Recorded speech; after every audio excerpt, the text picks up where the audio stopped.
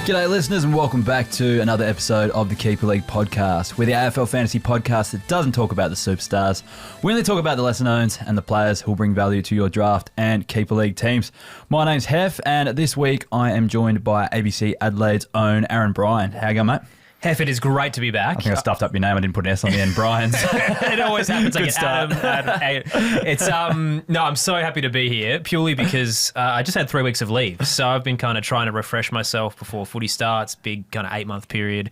So this is really exciting today because we kind of get to flip roles where. I've been so reliant on the newly founded Hef score, which congratulations, by the way. You put a lot of effort in over the weekend and rightfully been rewarded so. Those numbers have helped me in terms of the context that I've needed, having not watched an entirety of these kind of match simulation games.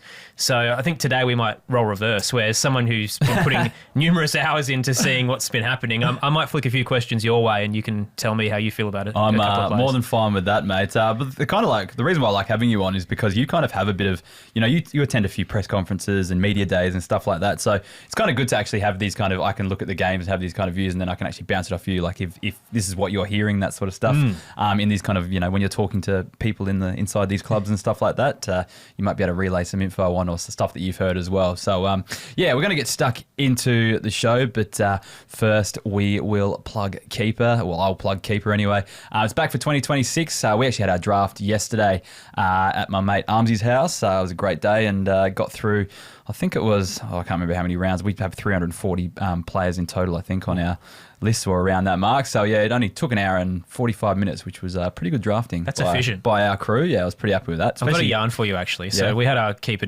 League draft a week ago, and it's like 24-hour picks because everyone's got different workloads, and it usually goes pretty fast. It takes about 3 to 4 days. Yeah. This is probably the 7th year now that the league's been running. Yep. And the guy I'd pick one, obviously bottom of the barrel, rebuilding side, not a lot of guns in his team, a lot of youth. Pick one, he took Jordan De Goey. I think you could hear the audible groan across the country from everyone in the league. Why would you do that? Well, if you watch the Pratis match, he did score about 50 points in a half of football. Yeah. So he could be back. Just the context of where the team was. If you're rebuilding, yeah. Sometimes I feel, how many keepers do you have? 15. See, that's a reasonable amount. Sometimes I feel like if you keep less, there's no point rebuilding. You just pick the best team each year and kind of keep going. That's what we do if you keep little amounts. But maybe at that range, you probably do want to start stocking up on some youth, but we'll see how we go. But anyway, Keeper, it was a flawless platform. We did a live pick trade as well, which was pretty bloody awesome to actually get that done for the first time, I think, in our league history, to make a trade while the draft's going. And it's so good because you just make the trade, you accept it, commissioner accepts, and bang, bang, the draft updated. I didn't even have to refresh the page, just updated in front of my eyes. So pretty awesome platform to use. But they've also brought out their position-based scoring this year where you can have, it's kind of any player can play any position technically, but they score differently for what position they're actually in. So it's a pretty cool different system. Something unique to AFL Fantasy I've never seen before. Well, that's something that we've been begging for in the other Keeper League that I'm in. We've done manual spreadsheets on Google Excel for years now.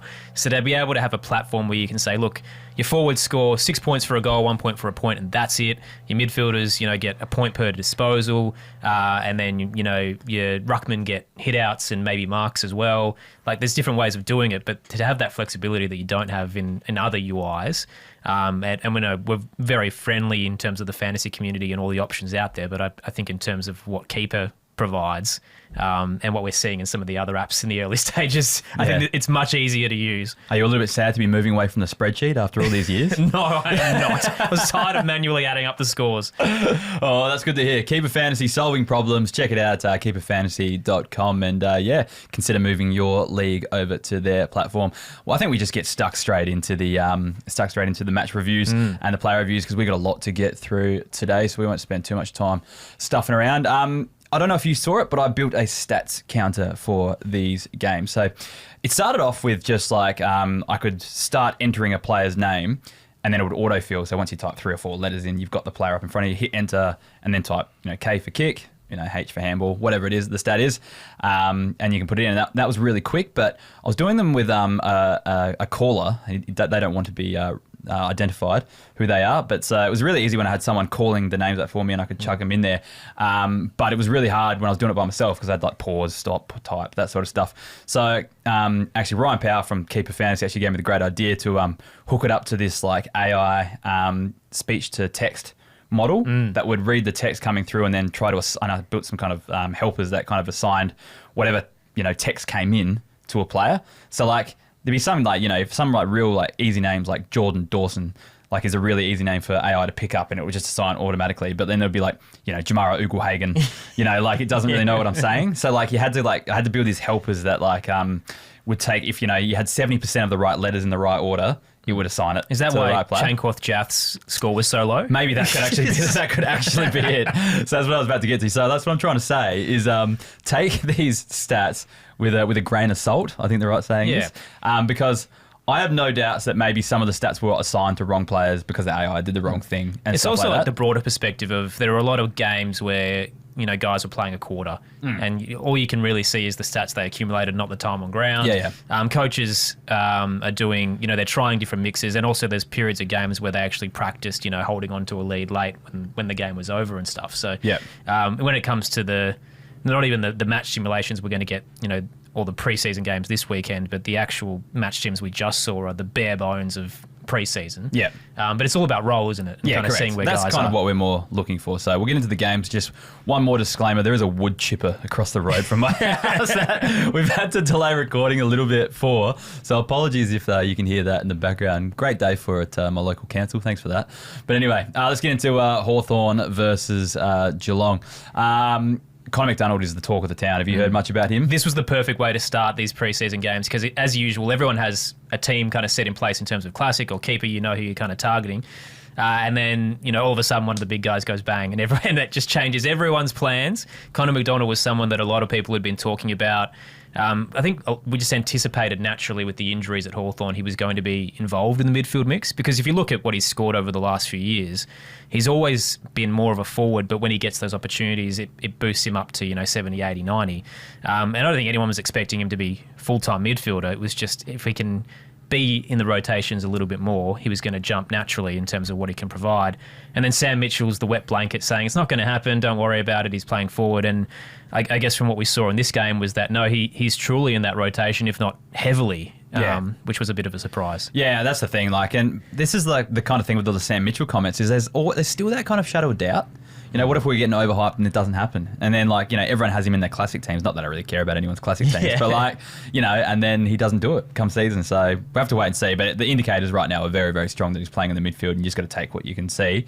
Luckily, we've got another week this week to see what his role is and hopefully he plays the same one and then we can kind of lock that in for 2026. And owners out there, they're going to be pretty happy and the people that have drafted him recently for the first time are going to be pretty happy too. Yeah, and we say it every year when it comes to forwards and keeper leagues that until kind of DPPs come into place, the options are always pretty limited. So a guy like Connor Macdonald is already, pushing a top 10 option in terms of forwards. And if you're in a 10-team league, he's gold. Yeah, 100%. We'll move on to the ruck battle. Now, this was kind of a common theme over the weekend. We didn't really see too many teams roll with one ruck. So I don't really know. Is this a sign of the times that now that we've got a 23rd man, teams are going to play two rucks? Or the fact that the umpires are supposed to ball the ball up as soon as they get it type thing. We didn't really see that on the weekend. I saw a lot of the time the umpire's still waiting for the rucks to get there, which kind of pissed me off a bit. Why make these rules if you're not going to stick to them type thing. And, it just slows down the game as well, especially when I'm sitting here spending 3 hours counting stats. Yeah, you can tell for the large majority they were learning, but this wasn't perfect, was it? Yeah. So I don't know, is this a sign of the times or is it just something that, because I've seen in previous pre-seasons, last year, North Melbourne played Cherry and Goad in the preseason game, but as soon as round one came around, Cherry was number one ruck. So there's things like this all the time. So it's hard to really understand what's going on. But I will say with Ned Reeves and Lloyd Meek, it was a very, very even ruck battle between the two of them, really, as to who kind of stood out. And I reckon Reeves probably had the upper hand in this game. So if you're a Lloyd Meek owner, I'd just be maybe a little bit worried. And you'd want to have Ned Reeves on your side just in case. The disaster would be is when they play together and just stifle each other's scoring. Yeah, I think over the last couple of weeks it has sounded like Ned Reeves is ahead of Lloyd Meek, which was a bit of a surprise given how Lloyd played last year. But yeah, the state of the game right now, I think this is the most chaotic we've seen in terms of a pre-season build up to round one, because these rules came in very late, and you can see clubs are actually still trying to figure out what it's going to mean. And then the general lesson, even from Origin, and then when we got towards these pre-season games over the past weekend, was that you can't wrestle in the middle, so rucks who can jump are so valuable. And there's a few clubs, I know the Crows in particular with McAndrew, are a little worried about what happens around the ground if you can't wrestle at a stoppage, even though they're less because last disposal results. They can wrestle at the ball ins though, and the ones like, so I saw like on the weekend, like ball up, rucks aren't allowed to cross the line or allowed to engage, but then there's a tackle straight away, and then we go back to normal. They like engage. So like it's like, I don't know, I feel like it shouldn't be a huge impact, but the way we saw the ruck score on the weekend, maybe it is. I don't know. So yeah, I think teams are just going to have to weigh up the balance of, if I go with the guy who's more of a jumper, do I have a pinch hitter who can wrestle? Yeah. And some will do. I don't think Hawthorn do. So in terms of their key forwards, like your Mitch Lewises and Cole Shadir. The thing is, Reeves doesn't need to be a jumper because he's so bloody tall. He puts that hand straight up, and like no one's beating him. So that's the thing. Yeah. Like, so Hawthorn's one of those ones where maybe two rucks make sense because they just don't have a big body who can be Lloyd Meek. Yeah, that's it. So we'll have to wait and see what happens this week as well, because that might give us a better indication. Josh Ward, not too much to really talk about. Played the same role as last year, but he's just going to step up this season, I think, in the absence of all the other midfielders. No Warple, no, who else is out? Day.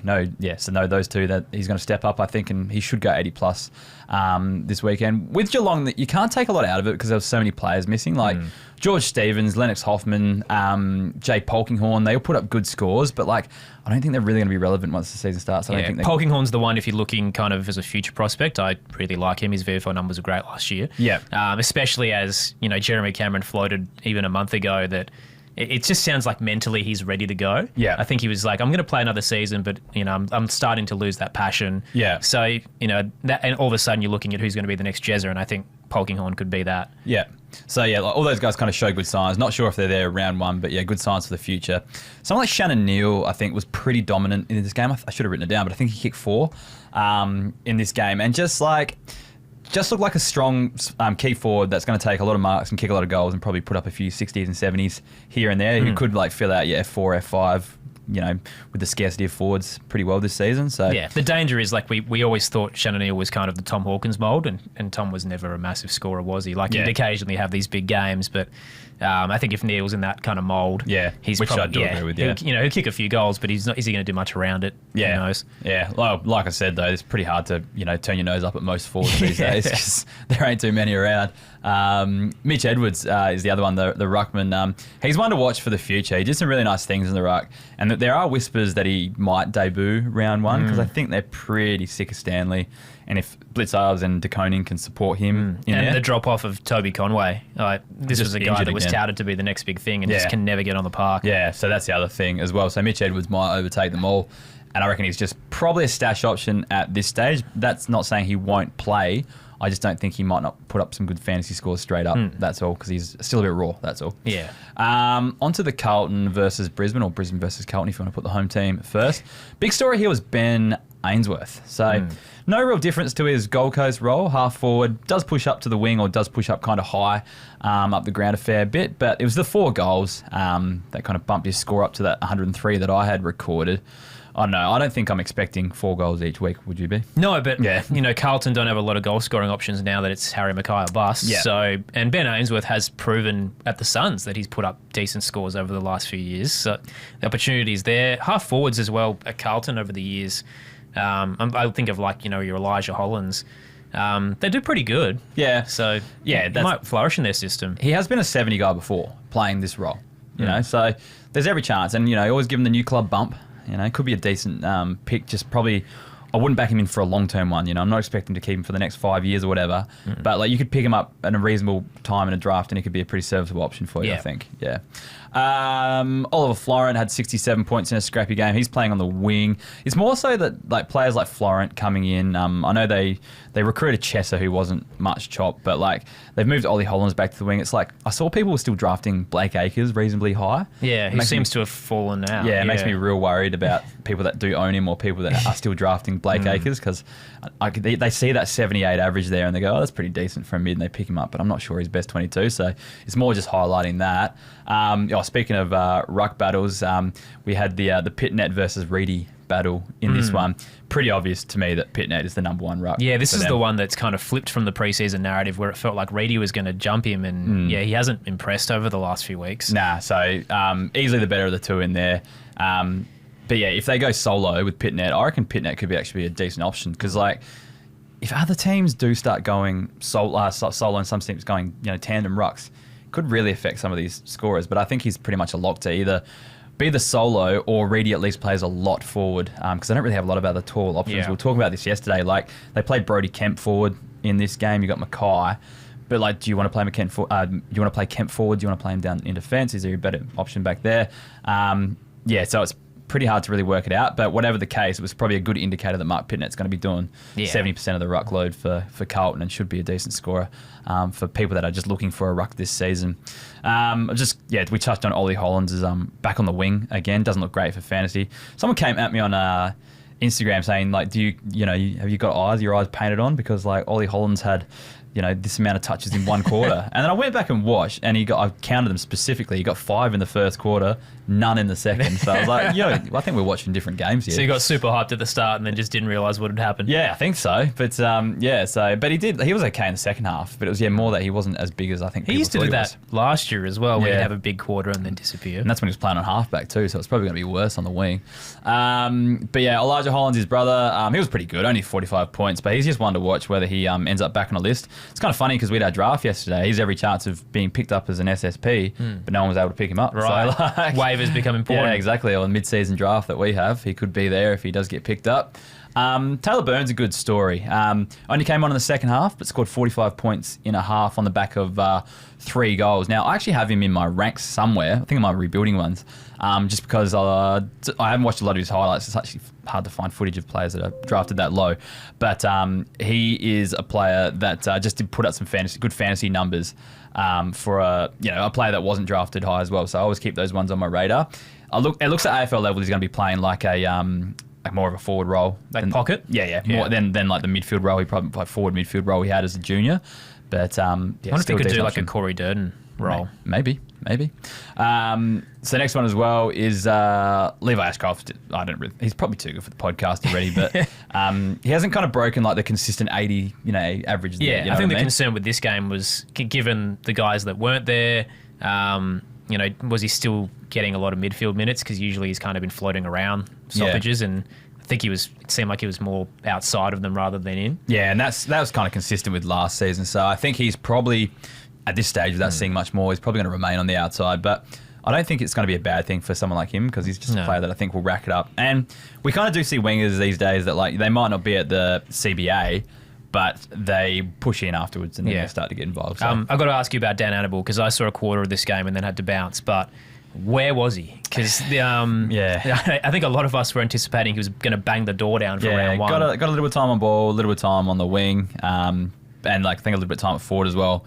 Just looked pretty lost out there. Like I didn't see a lot of him out there. This is the thing with doing the stats as well. Everyone assumes that like because I've watched this whole game disposal for disposal, I know everything that happened. But you're so focused on getting the disposal right. Welcome to the life of a caller. Yeah, exactly. The amount of times that we've got to the end of a game and someone's been like, I'm glad that's the case. Why did they win? And I can't actually tell you why they won because it's just so focused on who had the ball. Yeah, I'm so glad that's the case because I thought I was like stupid or something. I couldn't actually it wasn't sinking into my brain. You're so locked in on one thing. Yeah, the grand scheme and the context of it all does pass you. Yeah, 100%. So yeah, it's much easier just watching us just watching the game for watching the game. This is one of us. Yeah, one of us. Becoming let's get on to the Western Bulldogs versus Sydney game. Bailey Williams is the first one. He absolutely racked it up in this game. More off the half back. I was hoping to get him later than he went in our draft yesterday because I know it's one game and he does pop up like this, so we can't get too excited. But just looked really fit. I guess the caveat is that Bailey Dale went off really early, so. Him, Bailey Williams, Lockie Jacks, who we'll talk about in a second. Connor Budarick were the three that absolutely carved it up in this game. So I think they all had 80 plus. Yeah, they did. So Bailey Williams, 128. Connor Budarick, 88 in that halfback distributor role. And then Lockie Jakes, 82 points in a very kind of similar halfback role. But it's just really tricky to tell who's going to be the one that benefits or who the one that falls That's away. That's a flag for this coming weekend, I think. It's just, let's look at the full team. Yeah. But I don't know if Bailey Dale's going to play. That's the thing. Yeah. So we might not get it by round one. I'm going early, though, that I think the meta this year is half-backers. Yeah, 100%. With the stand rule, everyone's running and handball receiving. It's easy to get kick marks. Lack of stoppages around the wings. So it feels prime if you can find a halfback guy that's locked into that role. He's perfect. And if that is Bailey Williams, then he could be a sneaky option. Yeah, he did push up to the wing a bit as well, actually. So that's the other thing. Like that, they might move him out to the wing and let these other guys kind of go. But like I said, without Bailey Dale in there, it's very hard to tell who goes back, who goes forward, who goes to the wing. Gut feel is Bailey Williams, like we did see him on the wing for a fair bit of this game. It's just he got a lot of his touches across the halfback line. So yeah, like it's going to be interesting to see. But yeah, like I said, we can't really tell what's going on until we get Bailey Dale back in the side. The two most used midfielders at the centre bouncers. Centre ball ups. Sorry, I'm never going to use that. Riley Sanders and Joel Frazier. So I really felt like with Bont and Richards out, Treloar injured, Libber got so much of it, but I still feel like there were patches where he just wasn't on the ground for good chunks of quarters as well. I really felt like this was an audition for these guys to like see who was going to be the kind of the better one out of the two, and I think Riley Sanders probably came out on top in this game. Yeah, looked like he'd kind of gone to. Like a certain, to a degree, to another level. I don't think he's ready to like break out and burst out and going to be 100+ average or whatever, but looked way more comfortable in that midfield rotation than probably Joel Frazier did. Well, his issue in the past has been that he's been such a big handball guy. And he kind of still had that on the weekend, so 14 handballs, 6 kicks. It's just that because he's around stoppage more, he's picking up the tackles. Correct. He's involved in terms of the frees that he's winning. So that helps him. But in terms of the player that we saw, I think it's the same Riley Sanders we've known. Yeah. Natural progression is getting better. It's just how Bevo uses him. And that's always been the frustration is when he's around the ball, he'll get his touches. Because they're handballs, it's not pushing him to 120. He's kind of fighting for that 100. Yeah. But he's getting accumulating enough. Like, he gives me like Sam Walsh vibes. Yeah. Where it's like this guy could get 30, but he still might not be captain worthy in terms of what you can provide. Yeah, I know what you mean. The Frazier one is the one that caught my eye because like I think when everyone's available, Sanders is the first out, and Frazier was the one who was comfortably in that rotation. Yeah. And he didn't really deliver, like 58. Yeah. That's a bit flat. Yeah, no, I agree. Frazier, to me, I'm starting to get the feeling with Frazier that he is going to be a quality over quantity type guy. Not maybe a guy who gets 30 touches each week, but will have, 15 really impactful ones. Yeah. And we've kind of already seen that, more playing forward, but, kicking 4 goals against Sydney and that sort of stuff. Like, might just have a few out of the box every now and then, but maybe not be a huge accumulator, that's all. Yeah, I think we were hoping, given the forward status that he has, that could be a really good option. That said, we're one practice game into 2026. We should probably give him another chance. But once they get all those bodies back in, is he going to stick around that 60 mark? Maybe. Yeah, we'll have to wait and see. Onto the Swans. Not a heap to talk about. Like I said this to Sench when we were talking about stats and posts and Instagram and stuff like that. He's like, what's the story in this game? And I'm like, there's not a real big one really in this game. Like all the stars kind of start. I guess the biggest one for me was Charlie Curnow, probably kicking 4 goals in new colours. But again, like 3 of them were pretty easy goals, just like easy marks in the pocket. He just goes around and puts it in. Like it wasn't like a really kind of dominating kind of performance. So I don't even think he had a great game, to be honest. And you scored 93 points. So that's probably a good sign. Where did Callum Mills play? It was defence all day. Yeah. So that was another thing. That's a big story. Yeah. A lot of people expecting him to play midfield, so I think like he may have had 1 CBA, but no, predominantly down back. But speaking of like down back, Riley Bice. Now this is where I reckon my stat counter might have fucked up because like I was watching this game and I was like, Riley Bice has had a shitload here, and then just keep going doing the stats and like. Because like you're saying names, you can't really watch what the screen is like recording at the same time. You get a few glances here and there, but like maybe it didn't understand Riley Bice or he's giving his stats to someone else. I don't really know what else. This is why Riley Sanders has 94. Maybe like it could actually be the result here. So because I feel like Riley Bice had a lot more, but that's actually a really good point. It probably was something like that. But he was great last year as well, Riley Bice. So when he got a game, this is the eye test thing. Yeah, but the thing is, like, he's just like he took kickouts. He would pop into holes. They'd chip around. He'd be involved in all of that. He'd work like hard to get to the holes, to those spaces to get the balls. So like, he's definitely worth picking up. He was actually kept as an under 50 player in our league, so he wasn't actually available in the draft. But yeah, I think if he gets a game and there's no sub vest anymore, because that was his probably biggest issue last year, was just so many games as sub. Up and down. So I reckon he actually plays this year and probably goes okay. So yeah, he's definitely one to pick up, the middle rounds of your draft, I think. The Gold Coast versus St Kilda game. We'll start with Gold Coast, even though we probably want to talk about Sam Flanders. Joel Jeffrey, he had 90 points. I think just the same as last year. It's just that kind of fluctuation with Jeffrey. He's a 75 average because he goes 51 week, 100 the next, or like 61 week, 80 the next type thing. The worry about this game as a whole is because of the names that were missing in the Suns midfield, like they just got trounced. So it's really hard to gauge in terms of scoring, because I think the disposal count would have been heavily one way compared to the other. Yeah, definitely. They were very low scoring for Gold Coast. Yeah, but Joel Jeffrey, as you touched on, we know what he is. I don't think he's changing in terms of what he can provide. Yeah, no, it's just expect that 75 to 80 kind of average for a guy like him and move on. Out of the draftees, Dylan Patterson actually looked amazing in one half of footy. I think there might be a bit of an internal battle between him and Rioli for a half-back spot, because it seemed like Rioli first half, him second half. I think Patterson had the goods. The drop-off of Rioli has been crazy as well. Like he was available in our Keeper League draft, and I just forgot he existed. Because last year was so mediocre. Like, it wasn't bad. It was just serviceable for a guy that we were hoping in half-back at the Suns could go to 100. Yeah. Never really did. And then, you get a young guy coming in who, uses the ball very well. Yeah. Maybe... I can't see Damien Hardwick dropping a guy like Dan Rioli because of the relationship that they have. Well, apparently they've been training him in different spots, like wing, half forward, that sort of stuff. So, there's a chance he maybe even he'd be a pretty handy half forward, because that's what he was originally as well. If he went back to that role, but yeah, Dylan Patterson, man, he was fifth man on the bench. You can be anything. Utility. Yeah, true. I just didn't expect this performance from a rookie straight up. So this is one of those ones where you see the 50 score or whatever it was, and go, he only had 50, but it was actually if you give him the full time on ground, it's probably 100. Yeah. So good work from Dylan Patterson. Leo Lombard probably had more of a wing outside, and then a bit of half forward time as well.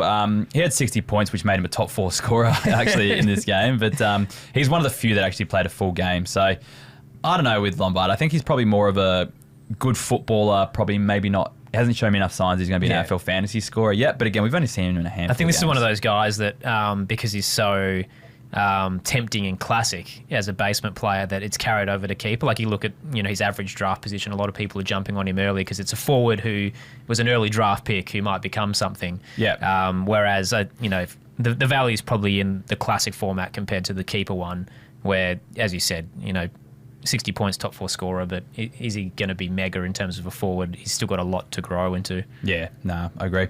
And then the last one for this game was Zeke Hewland was the other one talking about. He only had the 32 points, but he was on the wing for most of the game. Just didn't do much, and then he really cramped up late. I think there's a bit of footage going around for that one. So, I think he just struggled out there, in the conditions, the heat, all that sort of stuff. I'm willing to give him another chance on the back of that. But again, another guy that, similar to Dan Annable, we were kind of just assumed was playing round one. Yeah. And maybe it's not as... I think the difference with Hewland, I think he would be better with better players around him. I think it's pretty hard for a rookie to go out there and expect him to dominate without anyone to kind of feed him the ball and that sort of stuff. So, I'd be giving him another chance this weekend. Hopefully we see him in a full-strength lineup and then see how he goes from there. And then a lot of talk about the Will Powell midfield role during the preseason. Yeah, don't buy into midfielder.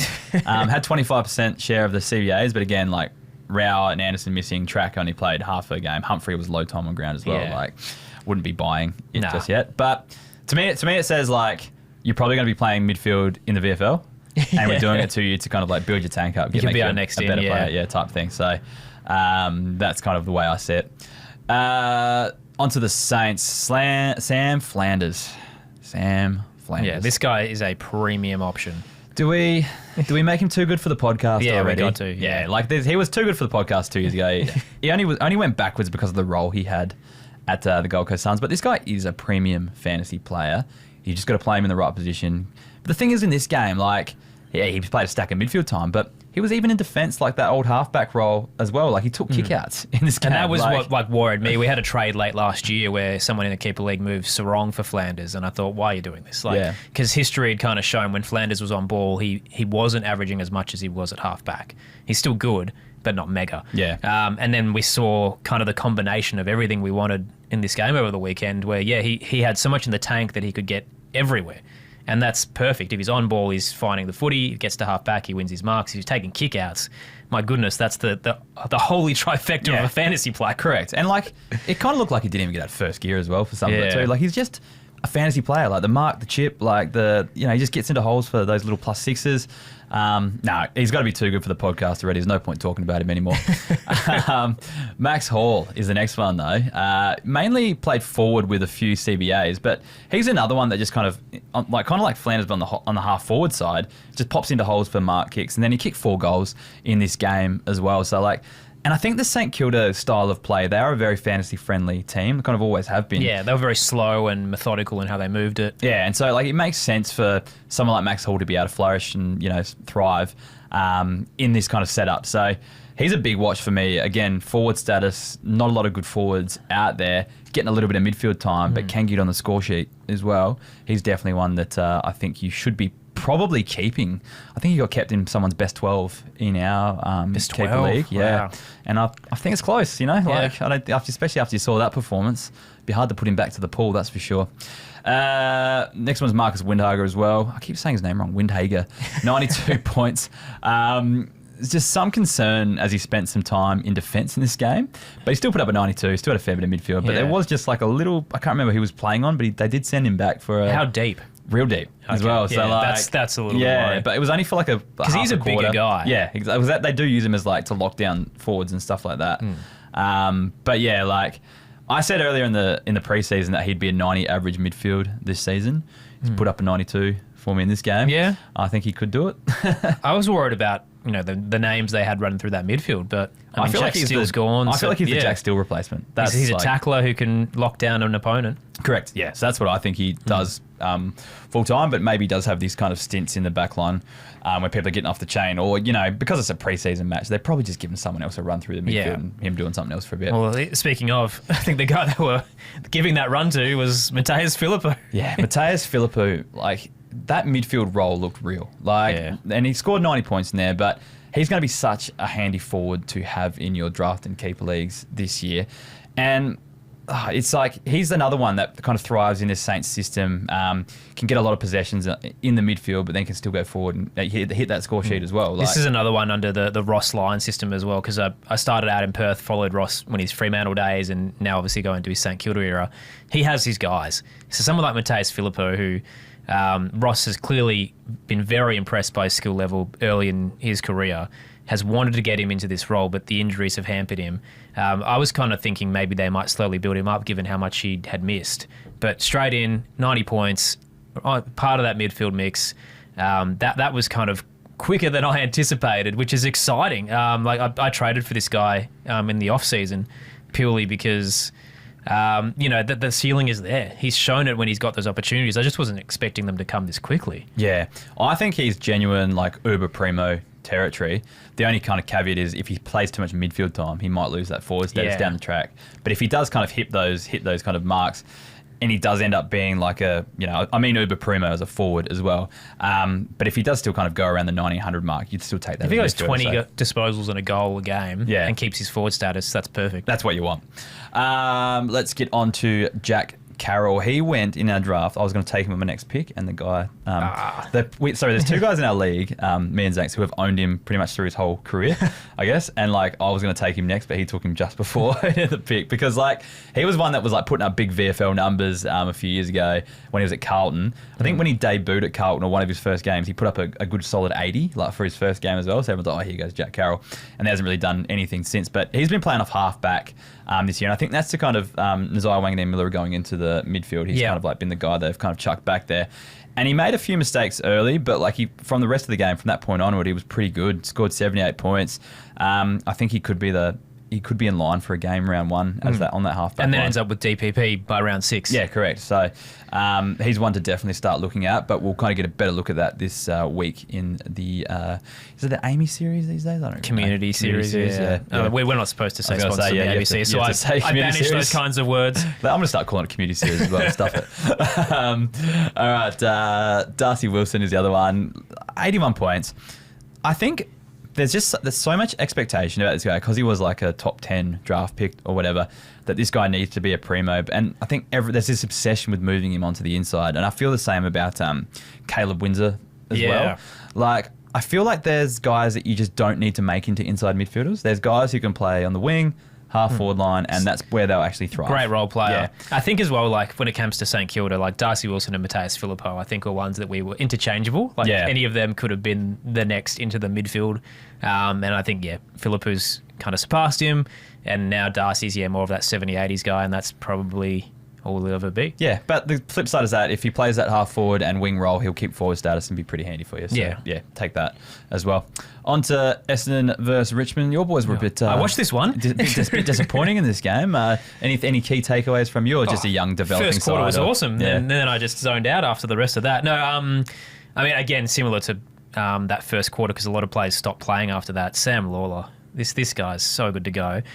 Sam Grill, his ball use is terrific. Situational awareness to slow down the play when he's moving off half back and hit up players are really, like, he gave me kind of Brett Delidio vibes. Yep. And we know back in the day as a fantasy scorer, Brett Delidio was awesome. So Brett Delidio is now a follower of the Keep League pod on shout out to you, Lids. on Instagram now. So no, so he was definitely the most impressive. And Jack Ross as well. Like, could be a guy who could be top 3 in terms of Richmond's B&F. Yeah, he's going to get a lot of midfield time and has forward status this year. I was not expecting that. So we'll delve deeper into a few of these fantasy scores and performances. So like the top fantasy scorer is Ben Miller, but heaps of marks and kicks in defence for a key defender. Remember last season or the season before, Jacob Blight had like a huge score in the first practice match. And everyone's like, "Oh, this guy could be right." Tempting. Delisted by the end of the year. So, I think the one to watch there was kind of Gibkiss, and like he was getting a bit of the footy, but not as dominant as Ben Miller with his height. Yeah, exactly. So I'm going to put a line through that one, even though there's a huge 123 there. What do we call that? The tip of the cap. Tyler Sonsi, probably the big one, out in the wing, on the far wing. I think it was on Fiorini for a lot of the first half. But just racked it up all down that wing, running up and down. And we've kind of seen that with a few wingmen. This is like my theory. Like, if stoppages are down, like I see like Jaden Popowski and there's another website that does it, and I forget the name, and I apologise because they're probably listening and I feel bad for not mentioning you, that have this, they put up these stats. They got transitional scoring and stoppage scoring, right? And you can kind of split up players by whether they score at the transition or the stoppage kind of play. So someone like Tristan Sherry scores heavily at the stoppage, he's a player that does some of that, and that's obvious because there's a ruck and he gets all these tackles around that sort of stuff. But like, if stoppages are going to go down, you'd figure that stoppage scoring goes down. Yeah. So does that mean transitional scoring goes up? Yeah. And do we see wingers and things like that start to pop up and put up better scores? I was with Dos from like the Supercoach podcast a few months ago. We had a coffee, and he was saying that he was watching a lot of AFLW, and you commentate a lot of AFLW as well, so you might be able to comment on this. But they were a lot. His thoughts were they were a lot kind of touchier on free kicks and the kind of same out of bounds rule and all that sort of stuff. Kind of meant the play needed to speed up a lot more, and they got the ball to the outside a lot more. Yep. And which kind of brought these wingers and stuff into the game. And I feel like it could be the same thing. Like if they're trying to actively reduce stoppages, they've changed the free kick rules to if you shrug, it's a free kick against and all that sort of stuff. And they were really hot on calling some of the holding the balls. It might encourage players to move the ball on quicker, which might mean they need to get the ball out to the wingers and stuff a lot more. And you could see guys on the outside. I think every single rule change that has come in has favoured transitional off the half back, because you've got the stand rule now where you can have enough space to get a handball receive. Yeah. The last disposal one, which you said we've seen in the AFLW and we've seen it in the Sandful, usually the free kick happens and immediately they look inwards, kick, mark and go. Yeah. And that we saw a lot of that with Essendon and Richmond, and the Tigers were really slick through the wing when they were looking up and about. So because there's not as many stoppages between the arcs, you've got the room to go. Yeah. And but probably if you're a winger, if you're either taking that free kick in or you're the guy that receives it +6 go, you're going to get more opportunities, I think, to get the ball. Because in the past it was you're trying to get it out of your back line and transition it up. Yeah. Now the ball's, if it goes out that way, will just come straight back in so quickly. Yeah. So I don't know. Like there could be a bit of a theory here because we've seen a few wingers actually go okay in these games. So keep an eye on that one this week and see if it kind of does come to fruition. Because Tyler Sonsi was one that really benefited from that and just got a heap of ball out in the wing there. But again, it's against Essendon, so who knows? The only flag on Sonsi as well as a Richmond supporter is like he's always our 24th man. Yeah, well, 23 now. Yeah. We'll have to wait and see. He's got forward status as well. That's probably why he piques the interest there. Sam Grill, super impressive. You kind of already mentioned him, but just those line-breaking runs that we saw in his rookie class this year just looks like a fantasy player. I'm not sure if I kind of want to bump him up into my top 3 draftees out of the whole draft pool. Yeah, but I'm not sure if that's just too reactionary. It's hard when you got an animal who's quickly fading. Yeah. The Grill one as well. From a keeper perspective, Jaden Short's got a few years left, so it's kind of he could be the next Jaden Short. I feel like you're a Richmond supporter, so you probably got a better idea than I do, but like it's felt like since Banks has kind of come on, I know Banks had the foot injury and he didn't play. Banks is better than Short. Yeah, it 100%. feels like they want to move him on. Because I remember he came back from injury and he took a long time to get back into the side last year. So it's just also leadership. That's the only thing that probably works for him. Do lack a bit of that with the young team. Kane McAuliffe out on that wing as well. Got a fair bit of it. 94 points. Like I said, if stoppages go down, like another winger that kind of, or an outside player, that scored pretty well. But McAuliffe is a player that can go inside as well. So, but I feel like maybe a wing is the way he kind of transitions into full time into this midfield because he's got so many good kids. You're still going to play Hopper. You're still going to play Taranto. You're going to get Cumming in there by looks. You're still going to play Lawler in there. Like you need to find spots for all these guys. And Jack Ross as well had most of the CBAs too. Like Prestia will eventually at some point get some games again. Then get injured again. But like, you know what I mean? So I think like a wing role could be the way McAuliffe kind of establishes himself in this side. Jack Ross as well. He had the most of the CBAs for Richmond. He's listed as a forward, so you're going to be pretty happy with that if he can continue that this season. Sam Cumming, we just mentioned before, he looks really good. Like he only scored the 59 points, and Matty and I have been like, having a fair bit of Matty DeSena that is having a bit of back and forth because he loves Sam Cumming. Like it's his boy, right? Like and so like. And I'm like, oh, he's a good footballer, but he's not going to be a good fantasy scorer. You know what I mean? But I'm starting to come around, like. Just the way there's just a few things that he does that just tells me this kid actually could be elite. So yeah, see, I'm that with Taj Houghton. Yeah, I got on Taj last year. Yeah, this is a guy who because he was injured in his draft year, comes into the VFL and within the first half of footy that he played, he looked great. Yeah, and you're like, this guy's ready. Yeah, and I think 2 weeks later he was playing in the AFL side, and now he's had a preseason. Yeah, like I'm pretty excited about what he could do. Yeah, Taj Houghton had the 57 points, just looking like the right kind of role as well for like the half forward. Is that winner like enough footy because he pushes up the ground, like takes those marks. It's Shea Bolton, but I don't think he's going to be as like volatile. Yeah, well, because he gets to see, like I know Shea did when he was at Richmond, but he gets the old centre bounce attendance as well. It looks like he could be like a bit of like almost like a Rochelle or Rankin type where they just need some excitement in the midfield and inject them in type thing. So he could be one of those players as well. Taj Houghton, he's definitely one I got my eye on. Moving to the Essendon side of things, Archie Roberts played a lot in the midfield. We saw this in all the training reports. He'd been training as a midfielder, but I just assumed like if they're just trying to get his tank up or something. There was no merit in this game, but he was awesome and scored 96 points. My thinking is like, do they actually try to get him into the midfield? Because like, I was thinking about all the other players he got down on the half back line. Like, I'm sure they want to play Farrow in there. Zach Johnson looked really good in this game. McGrath has been playing lockdown, so you don't have to really worry about that. But Ridley's like injured now. Like, so I don't know. Like, do they want to maybe try to blood Farrow and Johnson across the halfback and McGrath there to kind of McGrath and Redmond there to kind of support them? And are they going to try to move Archie Roberts into the midfield more? Yeah, I've been hearing a bit about Merritt not being a pure midfielder. Yeah, that like he's going to have almost an everyman role. Yeah, okay. Which he's done in the past. He can go forward. Kind of did it last year. Yeah. Because when you kind of looked at who was playing and who was missing, you go, well, Roberts is probably first out from that list.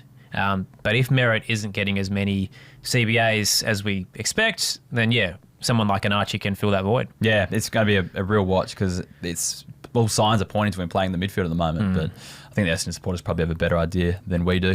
I mentioned Zach Johnson as well. He had 74, just like looked super clean off halfback. Looked like a good role for fantasy. I think as a junior he was a and then when he was playing, when he wasn't in the AFL, I think he was a midfielder as well. So I'm not sure if halfback is his bag, but he's had played quite a few games across. He was great last year. Line. Yeah, and he even put up a ton last year as well. So, like I said before, is there just a space for all of those guys across halfback? Angus Clark's another one as well. He played a little bit forward, a little bit halfback in this one, or mostly halfback, but they probably just can't all score together. So it's an interesting one. Sardell Hawley as well, like off that halfback line as well, had a lot of runs. Yeah, I'm sure the Bombers supporters are loving how many small halfback guys they've got in their defence. And yeah, the thing is, like, if you look at their side, like they've got a decent midfield. Like if you've got Merritt, he's genuine star power. Parrish can be quite good at racking them up. Durham's a good hard inside. It's just. Yeah, it's maybe a lot of the same guy, isn't there? Yeah, that's the issue. So there's quite a few good ones. Jacob Farrow as well. He just looked classy. You can see why he's got those Jordan Dawson comparisons as a junior. Just looks comfortable at the level already, and just looks classy. So only scored the 46 points. And then Dyson Sharp. Dyson Sharp definitely looks ready to play AFL. It's just that, like I've been harping on about this for weeks now. Like everyone sees him as the fantasy guy of this draft because he had the highest under 18s average last season. But like, if you look at his like kick to handball ratio on this one, like it wasn't. I think it was way more handballs than kicks, sort of thing. And because he's that bigger body, he does strike me as the kind of in and under kind of guy. Like I'm thinking maybe like your George Hewitts or like your Jack Vineys, those kind of guys, Ollie Wines, where they're kind of more 90 to 100 averaging guys because they're not getting all those kicks. They're doing the hard work and getting the ball out to your kind of more, outside midfielders and that sort of stuff. So I feel like he's going to be one of those guys. Yeah, I think there was a knock in the draft year where I think locally a lot of us were hoping he'd go earlier and kind of went to Essendon purely because some of the clubs felt he didn't have that star power. Yeah. Like in terms of being a franchise midfielder, yeah, he might be more of a role player than your huge accumulating ball winner. Yeah, I think that's probably what's going to happen. But like, I still think he can be a handy fantasy scorer because those guys I mentioned. I was a lot more impressed than I anticipated to be. Yeah, same actually. Looked comfortable out there. That's the thing. I didn't ever really have him on the radar. Yeah. And now I'm starting to look at it.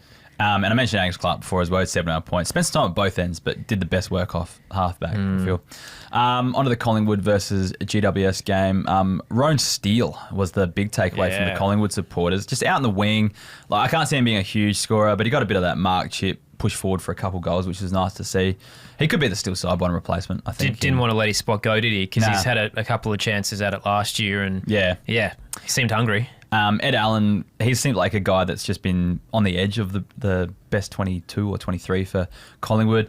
He had a big game. Only scored the 54 points, but he just looked bigger, stronger, bursting away from packs and that sort of stuff. In a midfield that's needing new bodies. Correct, yeah. So he's just one to heavily have on your watch list.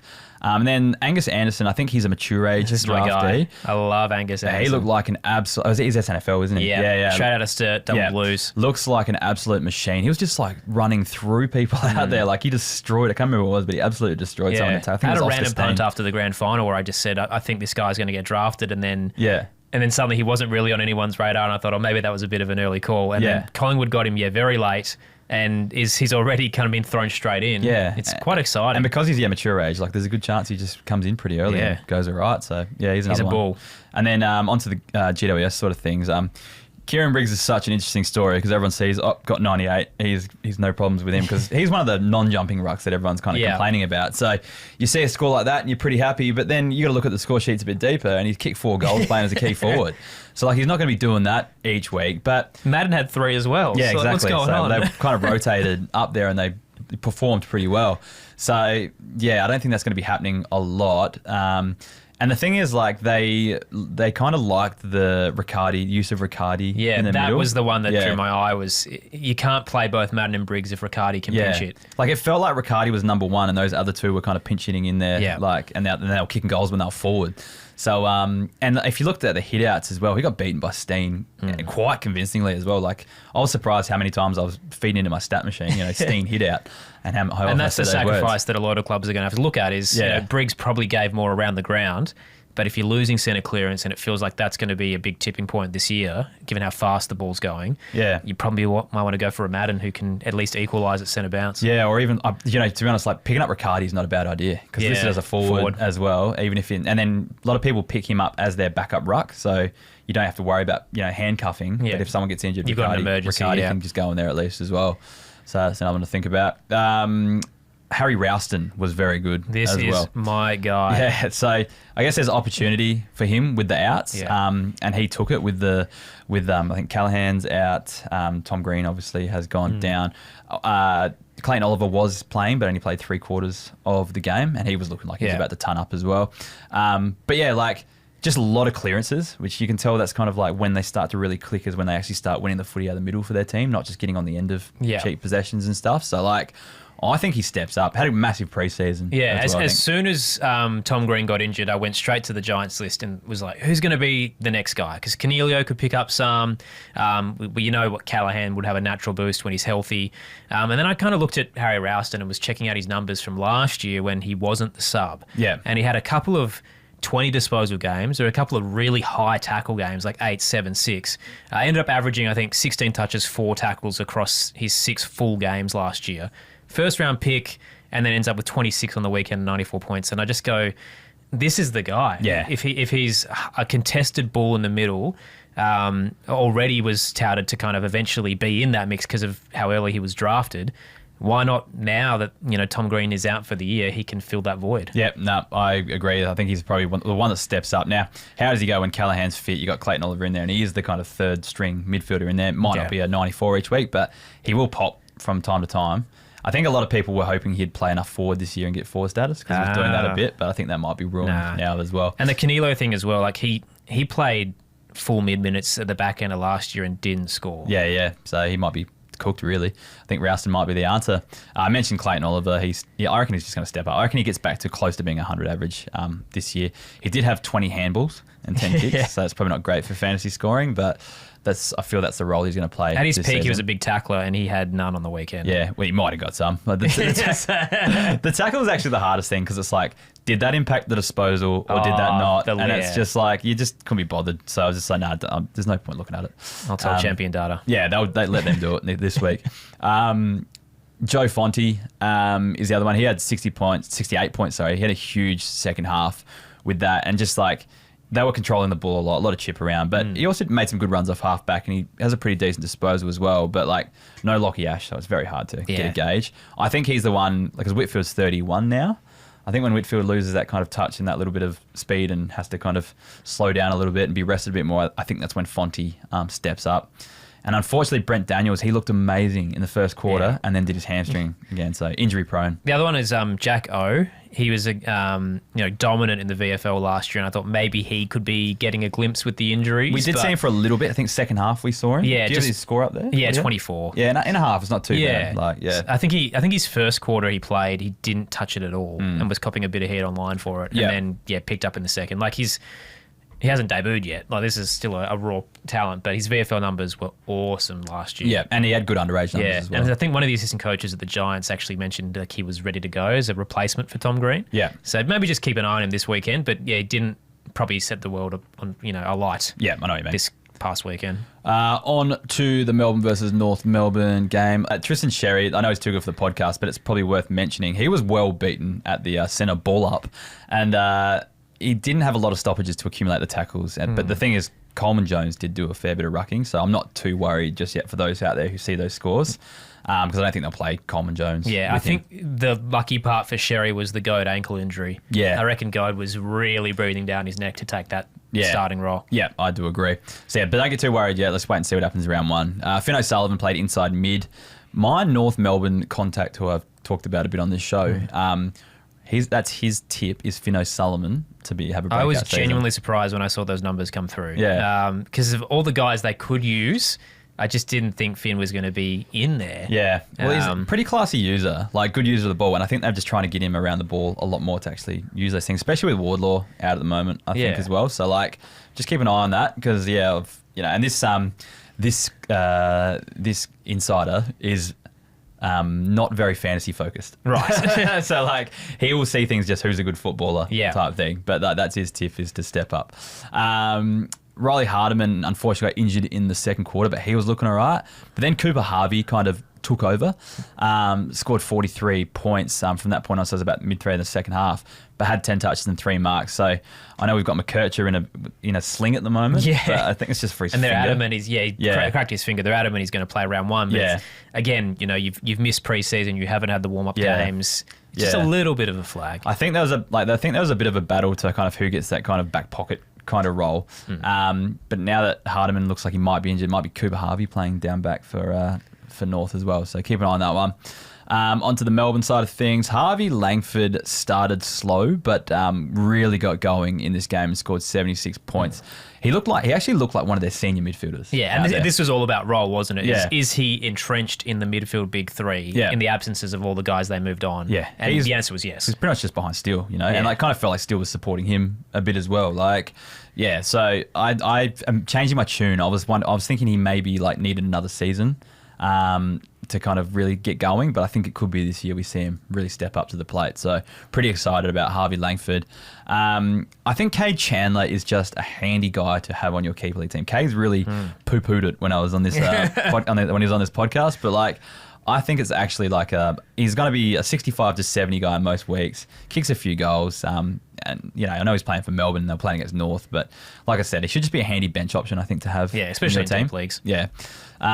Tom Sparrow had 68 points. I'm not sure if you can trust him, but had 35% of bounce attendances, centre ball off attendances. He's had opportunities before and has never really been a mega guy. Yeah, correct. He looked okay out there, though. Max Heath was an interesting one. So 66 points, and he was probably on top of Cherry in just in terms of pure ruck craft, you know what I mean, in this game. I think he's just a stash option for now, but I think he's very much this is the guy we've identified to take over from Max Gawn when he retires. Yeah, because they just haven't had a backup for years. They got nothing. Kalani White, they had Tom Campbell, who I think is injured now as well. So I think this is the guy for the future. So you'd be picking up Max Heath and just waiting. R3 Max Heath over the last few years. Now he's actually kind of worth looking at. He's decent, man. He can actually, he can win the hit outs. He can tap them down to advantage and that sort of stuff. He wasn't too bad. Xavier Lindsay was more about role than fantasy score, but the halfback role was real, so that was great to see. And Caleb Windsor scored 35 points from a full game. I feel like he's just an outside player they're trying to make into a midfield and it just doesn't work. He got taken first round in our keeper draft and I did raise an eyebrow. It was one of those where the hype was there but we hadn't physically seen it yet and then we got to see it and it wasn't really fruitful. He had the third most CBAs as well, so plenty of opportunity in this game. So bit hard. Onto the Port versus Adelaide game. Jace Burgoyne, again, pure role, but 80, I can't remember what he scored, but I think he's a season where he goes about 80 plus because it feels like he doesn't have to play on the wing anymore. They were playing Logan Evans, they were playing Ware. He actually played a right as well. Ollie Wines will run through there when he's not suspended. And Willem Drury actually goes on there as well. There's a few that kind of works out. So Ewan McKinley was another that was supposed to be in that rotation but didn't play this game. So I think Jace Burgoyne, it benefits. I think he just sits on that halfback and he can finally put up some consistent And they were scoring. stoked with how he played. I think there were a lot of chat that he was probably best on ground for Port. Yeah, very close to it by my eyes. Logan Evans was on the wing, but found lots of kind of mark chip from that half-back line. Because he is a half-back flanker, he kind of gets up there and gets involved in all of that, kind of knows where to be. I think he should be a lot better than he scored last season. I actually picked him up in late in one of my drafts this year. So listed as a defender as well. Scored 93 points in this game. Also picked up Joe Richards, again, pretty late in my draft, but he scored 92 points. He could be like a poor man's Dylan Moore, I reckon. love that. That's the perfect description of Joe Richards. Half forward kind of connector, maybe not an 80 guy, but could be a 70 guy. Yeah, he's locked into their 23 exactly. because of what he can provide in the middle of the ground. Just fantasy, it's a bit all over the shop. Yeah. But he just does a bit of everything, doesn't he? Yeah, and he gets on the score sheet, takes marks, gets up the ground and gets a few extra touches. Well positioned, reads the play. Yeah, that sort of stuff. So I'd be happy to have him as the F5. Yeah, I think it's his goal scoring that actually hurts him. If he doesn't score as much as you'd anticipate for a guy that's at half forward. Yeah, correct. Yeah. Then also Dante Vicentini does look to be the number one ruck. Poor sweetie. He does, but he didn't play very well, did he? Well, we'll talk about McAndrew in a sec, but McAndrew really got the better of him. Dante got I was a bit 61 flat. points. I've been all over Dante all pre-season, and as a Port Adelaide. Yeah. And he got towed up. Did, yeah. It wasn't even just I think McAndrew, and we'll get into it later, has a really good jump, and that's why the Crows love him. Yeah. But even the wrestling around the ground and contested marking, I was a bit surprised how poor Dante was. He got well beaten, yeah. It's just some midfield role stuff. So Miles Bergman played most of the game in the midfield, but had managed minutes, the 45 points. Will Brodie was probably the disappointing one, 39 points, pretty much played a full game. The rotation was effectively Will Brodie, Miles Bergman and Willem Drew. And Willem Drew scored pretty well as well. The knock on Will which is why he fell out of love at Fremantle after his first year, was he doesn't run back to defend and he's too slow. He's very slow. That was what we saw again. It's just like he knows where the footy is and he'll tackle. He just can't move fast enough to keep up with the play. That's what it felt like in this game. Or just even like he would just take so long with the footy that like it gets burnt a little bit as well. Onto the Crows, though. I guess Lachlan McAndrew is the big one. 79 points, but basically didn't touch it in the last. He copped a huge knock to the ribs. I think Dante just went up and just kneed him straight in the ribs. And then he was really proppy after that. I think he came off for a little bit. So, like, he would have tonned up, I think. Yeah. I saw we just at our draft, we were having this conversation. It's like, why can't Riley O'Brien jump? And like, how do you teach O'Brien to jump? It's like, you just bend your legs and then you straighten them really fast. Like, try that, Riley. Agility and mass is his problem. It's kind of like walking, but like both your feet are in the air and not on the ground. Like, try that. It's like try asking Sean Darcy to jump. Like, it's just one of the. He's just not built for it. Yeah, so I think Rob might be finished because McAndrew can jump. Yeah, and the Crows would be pretty filthy about it because they signed him on before the new rule was announced. Yeah. Now he's kind of lost his value. Yeah, that's correct. Maybe they'll try to trade him, but I don't think anyone's going to want to buy him. But so McAndrew I think is a really good option for. The other one out of that, just quickly, is Todd Murphy. So I have no idea who that is. Todd Murray. Okay, still have no. Apologies. Toby Murray. Toby Murray. Yes, there it is. Third time's the charm. I was like, the brother of Nick. Yeah. So they were quite happy with how he played on the weekend to the point where he may actually be best 23 because he frees up Thilthorpe to just be a forward. He can then pinch hit, and McAndrew can be the sole ruck. Yeah. Which leaves Rob entirely out of this discussion. Like, someone like Toby Murray seemed more valuable than someone like Lockie Fogarty. Darcy Fogarty, in this game.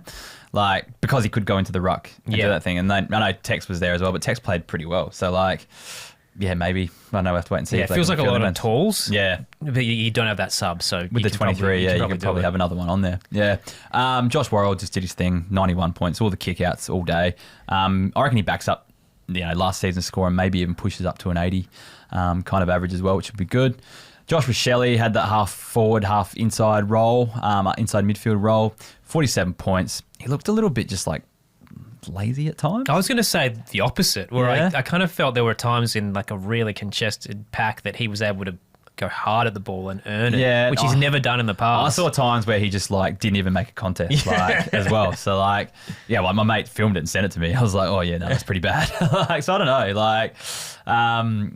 But I think just he's a player that I think needs a full complement around him to play as best as he can. I don't think you can really rely. He probably would understand the scenario of not going balls to the wall in a match. Correct. Yeah, that's true. So I'm not too worried just yet with that kind of low score.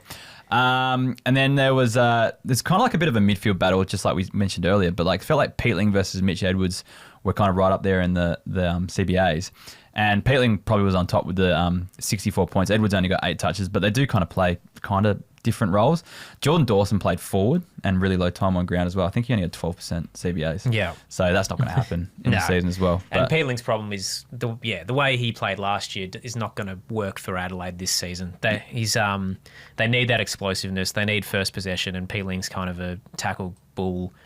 And it just didn't work in finals. They gave him the reins. It didn't land. So, I'm not really sure what their midfield makeup is, but it feels like they're really experimenting with how this is going to work. Going to be interesting to see what it looks like with Rankin back in there, Dawson in there full time. And Saligo. Saligo only played half as well. That's the other thing too. So, maybe, I don't know. If I was to pick one to go in there next, it's probably going to be Peatling to be that fourth guy. But we'll have to wait and see.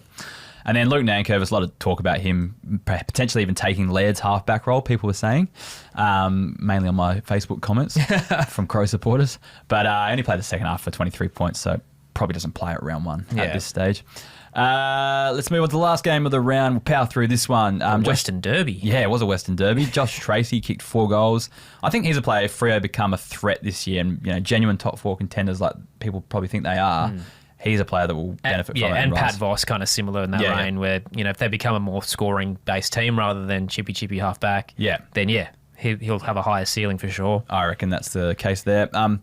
Murphy Reid, 81 points. Actually, speaking of Facebook comments, I had Murphy Reid still as a stash option for keeper leagues because I was like, he's going to play forward again this season. It probably won't be great because I don't see how he plays ahead of like Brayshaw, Sarong, Young, maybe even Johnson, like those kind of guys. But then by all reports, it seems like he's getting a lot more midfield time at training and played a lot of midfield time in this game and scored 81 points. So I think he might move in there a bit more. I think he's jumped Johnson. Yeah, Erasmus same. was another one that was around that conversation. I think he's bested him. Pretty comfortably. Even like Jago Mira though, like he's looking all right in their midfield as well. Like he was good in that. He was good in that state game as well, and got some midfield time.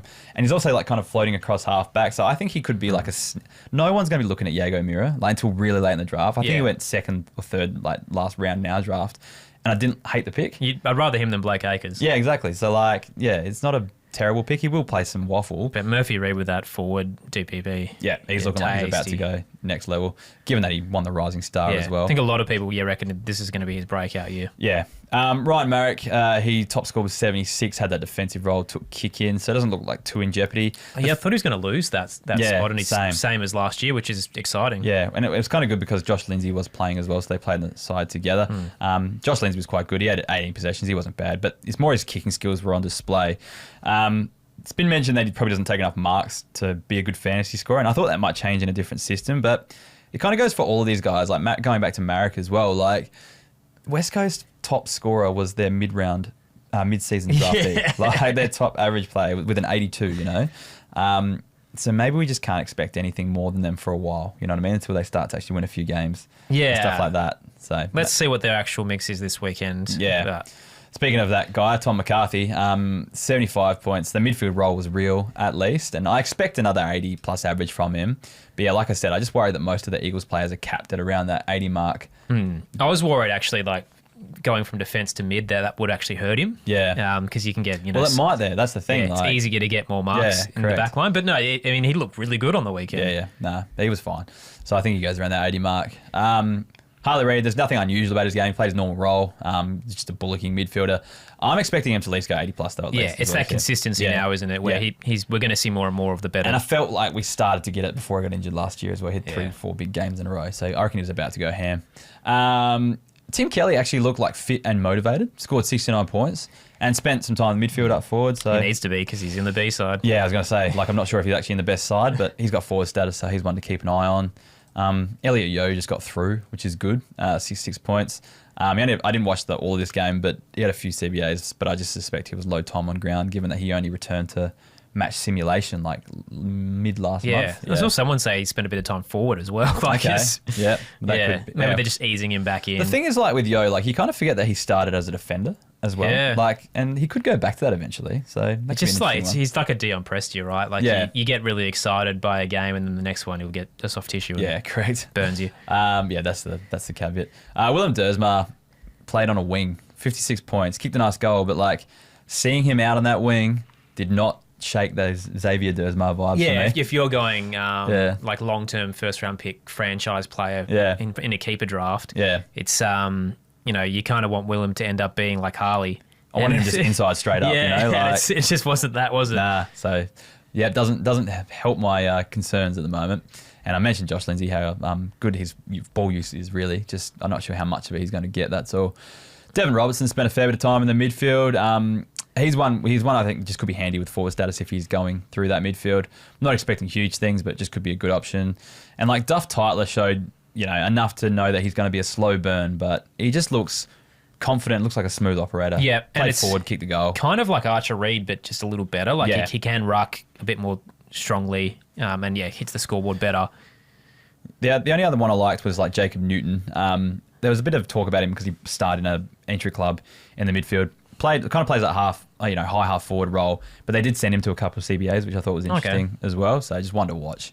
Maybe a really late pickup as a stash. Let's get on to some listener questions before we wrap this up.